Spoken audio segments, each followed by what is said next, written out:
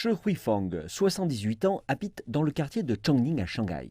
Près de 20% des gens de sa communauté ont plus de 60 ans. La plupart d'entre eux passent leur temps dans ce centre d'aide aux personnes âgées, à 5 minutes de marche de leur communauté. Quand vous restez chez vous, vous êtes soit seul, soit avec votre conjoint. Dans ce centre, j'ai beaucoup d'amis. On peut discuter et faire des blagues. Cela nous aide à rester connectés à la société. Ils fournissent aussi des repas et des services médicaux. Plus de 15 000 seniors viennent dans ce centre. Et l'on en compte plus de 300 du genre dans tout Shanghai. Ils ont été établis grâce à du financement gouvernemental et sont gérés par des sociétés privées. Nous travaillons avec des fournisseurs de services du secteur privé qui sont dans ce secteur depuis 20 ans. Ils fournissent des services comme les repas, le nettoyage, de même que les soins quotidiens et sur le long terme. La Chine promeut une structure pour sa population vieillissante où 90% d'entre eux vivent avec leur famille. 7% dépendent des centres communautaires et 3% se trouvent dans des maisons de retraite.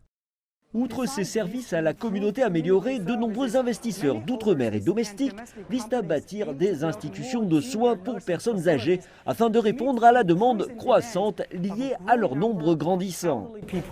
Columbia est l'une des premières entreprises à capitaux étrangers exerçant en Chine dans le secteur des soins aux seniors.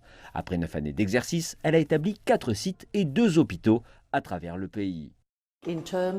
Concernant les institutions de vie et les produits pour personnes âgées, nous allons continuer à investir et à construire des sites dans cette région. Actuellement, nous disposons de 1500 lits pour seniors et nous espérons doubler ce nombre dans les 3 prochaines années. Et plusieurs entreprises publiques tentent aussi d'explorer le marché, espérant offrir des options différentes à des groupes différents. Nous espérons attirer ceux qui ont un certain niveau de revenus et ceux à la recherche de services de qualité. Et avec notre avantage en matière de services médicaux, nous mettons aussi l'accent sur l'aide à ceux ayant des désordres cognitifs.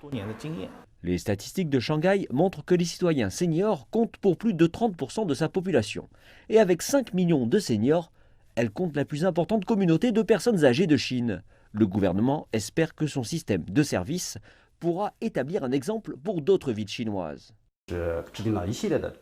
Nous avons publié une série de mesures destinées à encourager les investissements locaux et étrangers sur le marché des soins aux seniors.